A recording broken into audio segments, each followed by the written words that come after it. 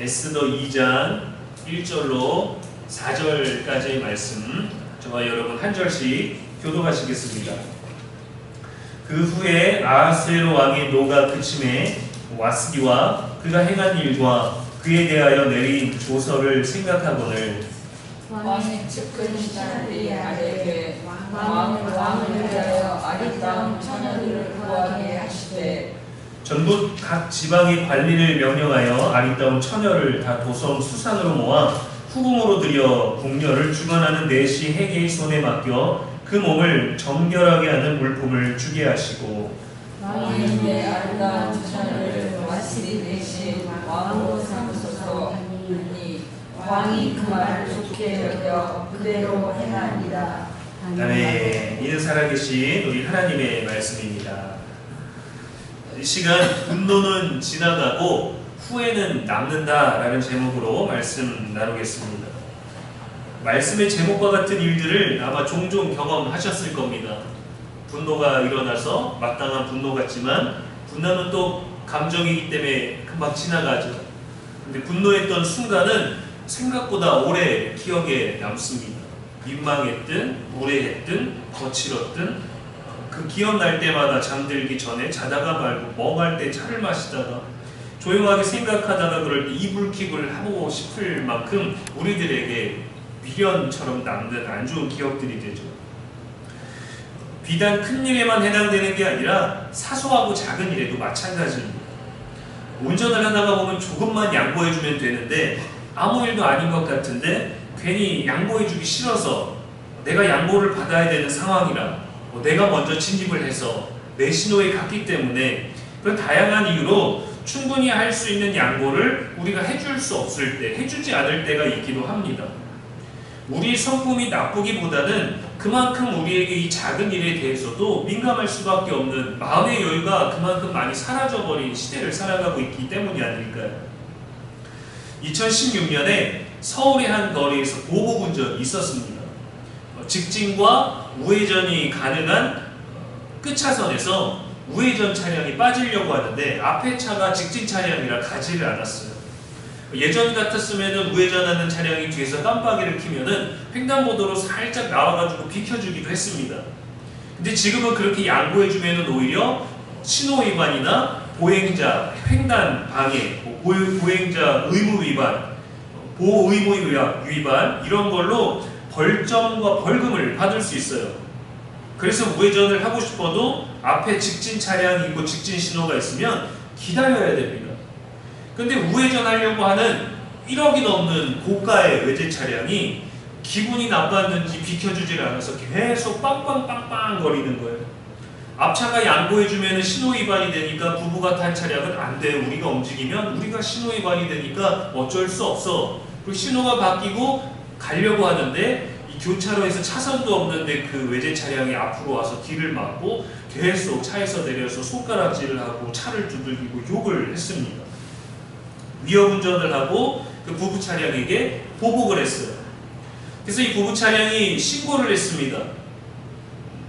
경찰을 부르겠다. 경찰 불러라 라고 말하면서 경찰과 실제로 신고를 하는 내용을 듣고 이 사람이 차를 타고 도망을 간 거예요. 성질이 난 거죠. 성질을 참을 수 없었습니다. 그렇게 보복 운전자에게 벌금이 500만 원이 나왔어요. 놀라지 않으시는군요. 저는 500만 원 보고 깜짝 놀랐는데. 근데 벌금만 500만 원이 나왔고요. 이 부부에게 위협을 가했던 그걸로 인당 200만 원씩 위자료만 400만 원이 나왔습니다. 그리고 벌점이 100점이 나와서 면허가 100일간 정지가 됐어요. 엄청나게 크죠? 900만 원에 100일 면허 정지. 이 일을 통해서 내가 깨달아야 되겠구나, 내가 잘못했구나라고 후회하기보다는 아마 더 화가 났을 것 같아요. 10만 원 해도 화나지 않나요? 누군가 우리를 신고해서 우리가 초행길이거나 신호를 지킬 수 없는 딜레마 존을 갔는데 누가 우리를 신고해서 신호위반 해갖고 벌금 4만원, 7만원, 9만원, 어린이 보호구역이면 13만원 나오는데 여러분 그러면 13만원만 나와도 화나고 막 기분 나쁘고 억울하고 아깝고 그러지 않나요? 안 그러신가요? 근데 여러분 900만 원, 이거는 또 너무 체감이 다르잖아요. 만약에 이 외제 차량을 모는 차주가 당시에 42살이었다고 하는데 지금 50이 넘으셨겠죠. 이 정도 벌금은 상관없다, 내겠다, 나는 그 정도 벌금 낼 수 있다, 그냥 내가 분노하고 말지 했다 할지라도 기분은 참 나쁠 거예요. 기분은 참 속도 쓰리고. 분노는 순간이었는데 그 결과는 너무 길고 아픕니다. 이게 온갖 방송 뉴스에서 다 나왔던 기사거든요. 그 사람은, 그의 가족들을, 그를 알고 있는 사람들은 얼마나 그가 무례하고 괘씸하고 또 뻔하고 그런 사람이었다라고 또 실망하고 덩달아 부끄럽기까지 했겠어요. 오늘 본문의 아하수에로 왕도 그랬습니다. 성대한 잔치 중에 왕비를 부르려고 했지만 거절당했고 자존심이 상해서 신하들의 말에 따라 왕비를 폐위했죠. 시간이 흐르고 왕은 깊은 후회에 빠졌습니다. 1절에 보니까 그 후에 아하수에로 왕의 노가 그침에 와스디와 그가 행한 일과 그에 대하여 내린 조서를 생각하거늘. 화가 나서 신하들과 함께 그 잔치에서 벌어진 일 때문에 왕비를 폐위하고 시간이 흐르고 그 후에 노가 그치고 나서 와스디와 그가 행한 일과 내가 그에 대하여 내린 조치를 생각한 거예요. 그 후에라고 돼서 시작이 되는데 1장과 2장 사이에는 굉장히 역사적인 시간의 텀이 있습니다. 이 아하수에로 왕이 그리스를 침공하는 큰 두 개의 전투가 있었는데 그 전쟁이 있었고 그 전쟁에서 두 번 모두 실패했어요. 패배하고 돌아온 상태입니다. 아마 그 전쟁에 나가게 될 때도 분노라는 그 감정을 가지고 나가지 않았을까요? 전쟁에 이기기 위해서 사람들을 모으고 격려도 하고 작전도 짜고 으쌰으쌰 했는데 거기서 왕비한테 거절을 당한 자존심 때문에 그 분노를 가지고 전쟁에 임하다 패배한 게 아닐까요? 전쟁에서 패하고 돌아와서 심신이 모두 지쳐 있었을 때였습니다. 깊이 생각했어요. 내가 그때 홧김에 잘못된 결정을 내린 걸까? 그때 내가 너무 성급했나? 그래도 아내를, 왕비인데 폐위까지 시키다니 내가 너무 과했던 걸까 하는 마음의 동요가 일어났을 겁니다. 여기서 생각하거늘 이라는 단어가 후회한다라는 뜻이에요. 순간적인 분노에 사로잡혀서 정작 아내의 격려와 내 곁에서 위로해줘야 되는 사람이 필요할 때 이미 존재하지 않으니 얼마나 스스로가 참담했겠어요. 후회가 남겠죠. 성경 여러 곳에서도 사람이 분노에 살이 잡히면 올바른 판단을 할 수 없다고 가르칩니다. 시편 37편 8절에 분을 그치고 노를 버리며 불평하지 말라 오히려 악을 만들 뿐이라 했습니다. 전도서 7장 9절에도 급한 마음으로 노를 바라지 말라 노는 우매한 자들의 품에 머무르니라 했어요. 분노가 지나가고 나서 행한 일과 벌어진 일들, 내린 조서를 생각해 보니까 와스디의 거절보다 자신이 내린 결정의 무게를 더욱더 체감하게 되는 거예요. 그녀가 거절한 잘못보다 그녀의 거절에 내린 나의 조치가 더 심했구나, 내가 잘못했구나 하고 후회의 감정을 느끼고 있는 거예요. 왕 앞에 나오지 못하도록 조서도 내렸으니, 직접 법을 제정했으니 이걸 바꾸면 왕의 권위가 떨어지잖아요. 말 바꾸고 변덕스럽다고. 감정이 지나간 자리에서 우리는 종종 스스로를 되돌아보게 되는 때가 있습니다. 근데 그 자신을 되돌아볼 수 있는 기회를 보지 않으면 다른 사람 탓을 하게 되는 거예요. 나를 돌아볼 수 있는 그 기회에 내 내면을 돌아보지 않으면 원인을 다른 곳에서 발견해야만 나의 분노도 정당했고 나의 후회에 대해서 죄책감도 느끼지 않으려고 감정적으로 거부를 하게 되죠. 근데 이 왕의 근심을 이 측근의 신하들이 눈치챘습니다. 그래서 우리가 주변에 정말 지혜롭고 착하고 선한 사람들, 정말 우리를 위해 줄 아는 사람들을 곁에 둬야 된다는 게 얼마나 중요한지를 알 수 있어요. 이 신하들이 왕이 왕비를 생각하면서 후회하고 자신의 그 결정에 대해서 우리와 함께 내린 결정이 잘못됐구나, 왕을 위해서 어떻게 할까를 고민하지 않았어요.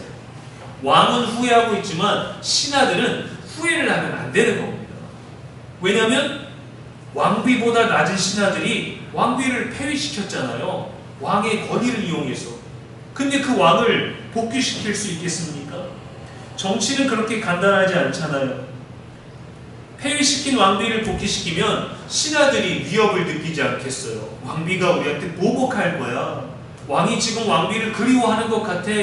그 왕비가 지혜롭게 나타나서 왕을 위로해서 내가 이 땅에 반이라도 너에게 주겠다라고 말한다면 우리를 처리하라고 말할 테니까 이거 안 되겠다. 왕에게 우리를 위한 말을 해야 되겠다. 솔로몬 이후에도 왕과 함께 있던 사람들이 아니라 젊은 세대들이 왕의 귀를 어지럽혀서 나라가 결국에는 분열되게 하지 않습니까? 우리 조선의 역사에서도 왕이 바뀌거나 중전이 바뀌거나 여성 중에 후계자를 낙헌할 때마다 궁에 피바람이 불지 않았습니까? 보복하거나 앞으로 해가 될지 모르니까 잘못이 없어도 혈통 때문에 암살당하고 참수시키는 일들이 얼마나 많았어요. 저 멀리 귀화 보내놓고 전혀 궁에도 부를 의지도 없는데 위험 요소가 될지도 몰라. 그래서 사약을 보내버리지 않습니까? 그래서 이런 왕의 낭만적인 사랑을 위해서가 아니라 제국의 체면과 왕의 권위 회복을 또 명분으로 신하들이 제안을 합니다. 왕을 위해서 아리따운 처녀를 구하십시오. 온 도성에서 여인을 찾아서 후궁으로 들여서 와스디 대신 왕후를 삼으소서. 근데 왕비가 없는 왕이 또 그 말을 좋게 여겨서 그대로 또 행합니다.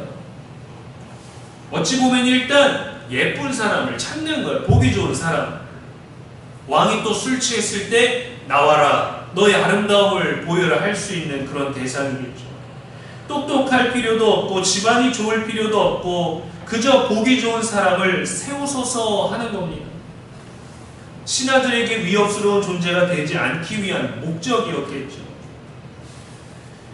우리는 우리가 신뢰하는 사람에게 말을 맡기고 판단을 맡기고 결정을 맡기고 고민을 의지할 때가 있어요. 정말 위로를 하기 위해서 듣기 좋은 말이 아니라 정말 상대를 위한 말을 할 수 있어야 됩니다. 근데 때로는 우리가 그런 말들을 구분하지 못하죠. 혼란스러울 때, 또 우리가 충동당했을 때, 분노할 때, 감정적으로 굉장히 위험한 순간에 있을 때에는 그런 분별력 없이 누군가 해주는 얘기를 듣게 되는데 지금 왕이 딱 그런 상황인 것 같아요. 왕이 진정으로 그리워하고 있을지도 모를 그 와스디를 부르는 방법은 결코 제한하지 않습니다. 새로운 아리따인 여인으로 덮으려고 하고 있어요. 이 상황을. 우리가 다양한 감정을 느끼며 살지만 감정은 시간이 지나면 가라앉습니다. 기쁨이든 분노든 후회든 어떠한 감정이든 조금 시간이 지나면 가라앉아요. 특히 충동적인 것들은 더욱 그러합니다.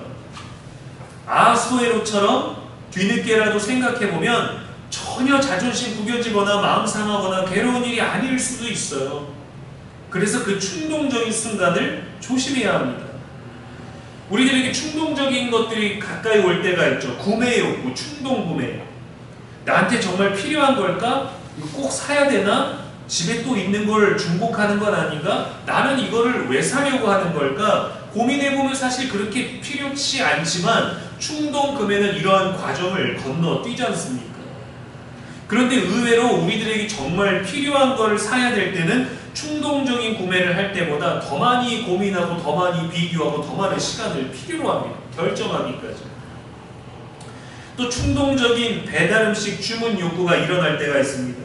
때로는 그냥 밥하기가, 밥 먹는 게, 차려 먹는 게, 설거지하는 게, 정리하는 게, 뭔가 또 움직여야 되는 게 불편해서 편하게 맛있는 걸 시켜 먹으려고 하지만 맛있게 먹으면 좋겠죠. 체중을 관리 중이거나 또 그 맛이라는 걸 우리가 알고 있을 때 후회하게 되죠.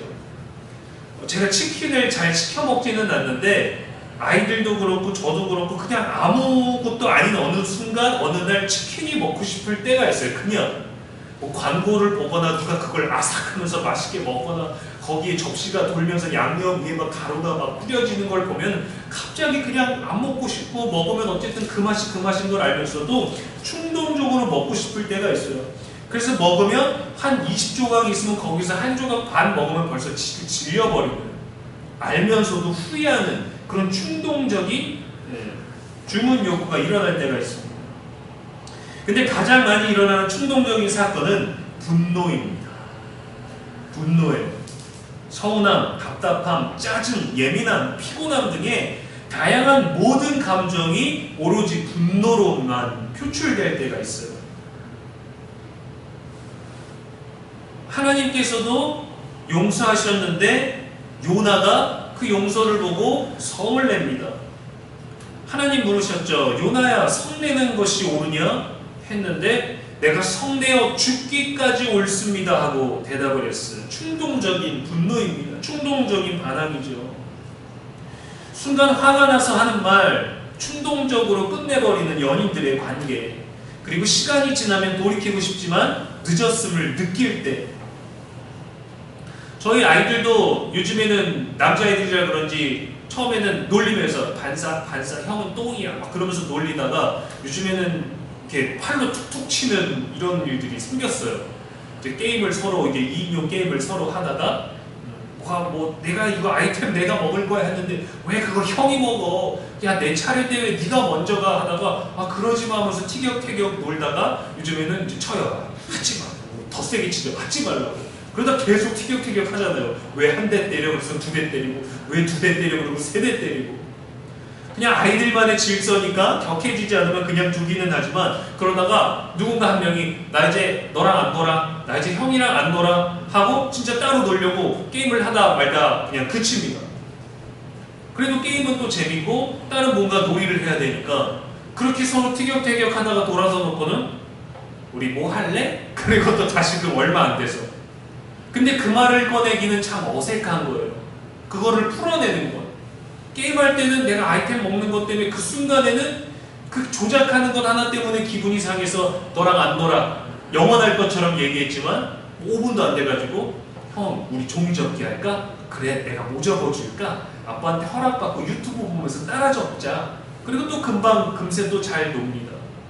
단순하기 때문에 그렇지만 우리가 나이가 들고 또 성향에 따라 다르기도 하겠지만 그 분노한 순간을 자꾸 되새김할 때가 있어요. 돌려보고 또 돌려볼 때. 그러면 그냥 지나가도 됐을 일, 그냥 아 그랬구나 하면 됐을 일인데 다시 그 분노로 회귀할 때가 있습니다. 뭔가 안 풀렸지만 또 생각이 나서. 예전 우리 정서에서는 누군가 도움이 필요할 때 그냥 도움을 주지 않고 지나치는 것만으로도 얼마나 미안해하고 자책까지 가지고 그랬나요? 그게 우리 한국 사람들의 정서 아닙니까? 길 가다가 부딪히고 길 가다가 실수하고 그러면 뭐 허허하며 웃고 인사로 서로 마무리하던 90년대 지금과는 다른 그때만의 낭만이 있었잖아요. 이웃이지만 서로 돕고 별일 아니지만 안부도 묻고 이웃집 자녀랑 인사도 나누고 그런 너무도 모두가 그랬던 것 같은 그런 시절들이 있었어요. 근데 지금 시대 사람들은 예전을 살았던 그 사람들까지도 더 쉽게 분노하고 빠르게 단절됩니다. 인내의 범위와 시간이 짧아졌어요. 문제를 다시금 되짚어보고 대화로 풀어보기보다는 새로운 것으로 그냥 덮어버리려고 합니다. 그거는 문제가 아니었어. 그거는 그냥 어쩔 수 없었어. 그냥 너무도 무책임하게 넘어가는 것들. 마치 아리따운 왕비를 세우는 지극히 인간적인 방법으로 말이죠. 그래도 감정은 그렇게 지나가지만 흔적은 남습니다. 오래가요. 우리는 종종 우리를 분노하게 만든 대상을 바라보면서 문제를 해결하려고 합니다. 제가 나를 열받게 했어. 제가 나를 화나게 했어. 저 사람이 나를 속상하게 했어. 그런데 성경의 방법은 다릅니다. 예수님 이렇게 말씀하셨어요. 마태복음 7장 3절에 어찌하여 형제의 눈 속에 있는 티는 보고 내 눈 속에 있는 들보는 깨닫지 못하느냐. 여러분 예수님께서 이 말씀을 주실 때가 차분하게 앉아서 사람들에게 그냥 가르침을 알려주는 그런 때가 아니었습니다. 산상수훈을 알려주시는 것처럼 들어라 하고 주시는 말씀이 아니었어요. 이 말씀을 받고 있는 사람은 감정에 사로잡혀서 형제를 비난하고 정죄하고 있는 사람입니다. 그 사람에게 주신 말씀입니다. 그에게 저 사람보다 네가 더 잘못했다라고 말씀하시는 것이 아니라 잠시 충동적인 그 분노를 접고 가라앉히고 자기를 돌아봐야 된다고 가르치시는 거예요. 지혜로운 방법을. 무엇에 화가 나는지, 분노 때문에 무엇을 했는지, 그 결과는 어떠한지, 어떠했는지, 어떠할지를 생각하라는 거죠. 예수님은 십자가 앞에서 사람들 때문에 비난하고 손가락질하고 조롱하고 던지고 침뱉는 그들을 향해서 분노하실 수 있었지만 그분에게는 목적이 분명했기 때문에 분노하지 않으셨습니다. 오히려 사람의 비난과 분노까지 받으시고 그 사람들을 향한 용서를 선택하셨어요. 하나님, 저들이 하는 것을 알지 못합니다. 사하여 주시옵소서. 900만 원 벌금에 100일 면허 정지를 받은 사람은 무슨 생각을 했을까요? 자신을 어떻게 되돌아보느냐가 그 다음을 만들어 갈 겁니다. 사과하겠다면서 연락처를 알아내갖고 찾아가서 복수를 할 수도 있어요. 아니면 진심으로 제가 정말 미안했습니다. 이렇게 세게 처벌받을 줄은 몰랐네요 하면서 용서를 구할 수도 있겠죠. 그런데 전혀 사과하지도 않았고 합의하려고 하지도 않았고 자신의 잘못을 인정하지도 않아서 그렇게 엄청난 법적 결과를 떠안게 된 것입니다. 그가 분노하고 쫓아가서 욕하고 그러기까지 5분도 채 되지 않았어요. 그런데 그것의 결과는, 그것의 과정은 길고 엄청나게 컸죠. 충동과 분노와 후회에 대하여 가장 이상적인 해결 방법은 뭘까요? 성경의 방법은 늘 뻔하죠. 바로 회개입니다. 뻔하지만 가장 그 뻔한 걸 하지 못하는 성경의 방법, 회개예요. 내가 뭘 잘못했을까? 내가 말씀에서 벗어난 게 뭘까? 내가 하나님 기뻐하시지 않는 일을 한 게 과연 뭘까? 분노 이후에 찾아오는 후회는 회개로 이어질 수 있는 은혜의 기회입니다. 물론 아하수에로 왕은 신하들에 의해서 되돌릴 수 없는 방법으로 눈가림을 당했지만 와스티에 대해서 생각했을 때 다시 되돌려 놓을 방법을 찾을 수도 있었을 거예요. 그 생각의 자리를 분노가 가라앉고 생각하건을 하는 그 순간에 회개의 자리로 삼을 수 있다면 하나님은 그곳에서 새 일을 시작하실 수 있습니다. 정의로우신 분이시기 때문에 악을 품고 있는 상황에서는 그렇지 않아요. 그러나 우리가 회개를 우리 안에서 일으켰다면 하나님은 시작하실 수 있어요. 사람이 실수했을지라도 하나님은 그것이 은혜가 되게 하십니다. 용서가 얼마나 대단한 일인지 몰라요. 얼마나 어려운 일인지 몰라요. 용서를 구하면 용서가 편할까요? 그렇지도 않습니다.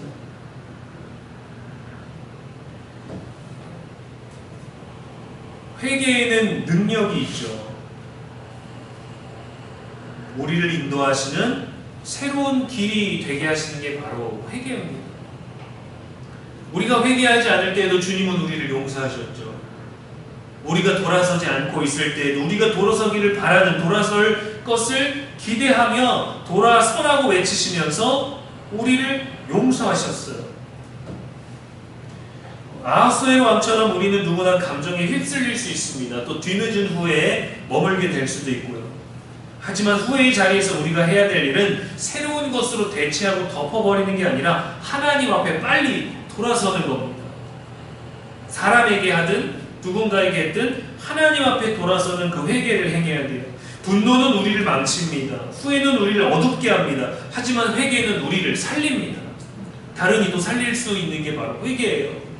우리가 회개하라고 해도 사람은 듣지 않겠지만 우리가 용서할 수 있다면, 품을 수 있다면, 우리의 들보를 되돌아볼 수 있다면 그것은 우리를 살리고 또 우리를 핍박했던, 우리에게 보복했던 이들까지도 생명이 흘러나가게 할 수 있습니다. 기회가 가는 거예요. 기회가. 그 기회를 잡지 못하면 900만 원의 벌금과 100일 면허 정지가 확 맞겠죠. 그렇게 큰 걸 맞고도 정신을 못 차리는 사람이 있고, 그보다 더 작은 저처럼 소심한 사람들, 32,000원짜리 벌금 받고도 손을 벌벌벌 떠는 사람들은 그거 하나에도 삶의 운전 방향이 바뀔 수도 있거든요. 어떤 방법으로든 우리에게 오게 되는 그러한 어떤 충동적인 순간에 은혜의 기회를 놓치면 안 됩니다. 충동만 보지만 그 틈 사이에 있는 그 충동을 밀어낼 수 있는 기회를 봐야 돼요. 여러분 못으로 망치질을 할 때 헐렁한 곳에 하지 않습니다. 여유가 많은 공간에 하지 않아요. 공간이 없고 막혀있는 그곳에 못을 통해서, 망치를 통해서 조금의 틈새를 밀고 들어가서 단단하게 고정이 되는 것 아니겠습니까? 도끼도 그렇게 들어가서 나무를 조각내는 것이고, 또 망치든 못이든 그렇게 그 사이를 비집고 가서 고정을 하고, 때로는 그것이 벽을 갈라놓고 그렇게 돌을 쪼개는 일들을 하지 않습니까? 충동은 우리를 덮지만 회개는, 또 사랑은, 친절은, 하나님의 말씀은 그 사이를 비집고 빛으로 모든 걸 밝히는 능력을 가지고 있어요. 충동적인 감정 속에 드러난 우리 자신의 자기중심성과 이기적인 그런 마음의 순간들을 짚어볼 수 있다면, 한숨을 쉬고 갈 수 있는 그 여유를 가질 지혜가 있다면 우리의 모든 후회는 모두 은혜가 될 수 있습니다. 감정이 아니라 하나님께 이끌림을 받을 수 있는 저와 여러분 되기를 주님의 이름으로 축원합니다. 기도하겠습니다. 하나님 아버지, 우리가 감정에 휩쓸릴 때 사람보다 자존심을 선택했고, 순간의 감정에 이끌려 우리 쌓아온 많은 것들을 무너뜨리며 우리 자신의 의롭다 여긴 이기심을 용서하여 주옵소서. 시간이 지나 후회가 밀려올 때 다시 주님 앞에 엎드리게 하여 주옵소서. 감정을 넘어 은혜를 따라 사는 우리가 되게 하시고, 나의 의로움이 아니라 주님의 의로움을 따르게 하여 주옵소서. 충동적인 그 모든 순간 우리에게 회개, 용서, 사랑, 친절의 빛이 아주 작은 틈 사이로 들어올 때 그것을 은혜의 기회로 삼게 하시고, 회개의 기회로 삼게 하시고, 사랑의 기회로 삼게 하여 주셔서 우리의 십자가가 더 굳건히 흔들리지 않게 세워지는 놀라운 역사를 경험하도록 성령이여 이끌어 주옵소서. 우리의 영원한 빛과 소망이 되시는 예수님의 이름으로 기도합니다. 아멘.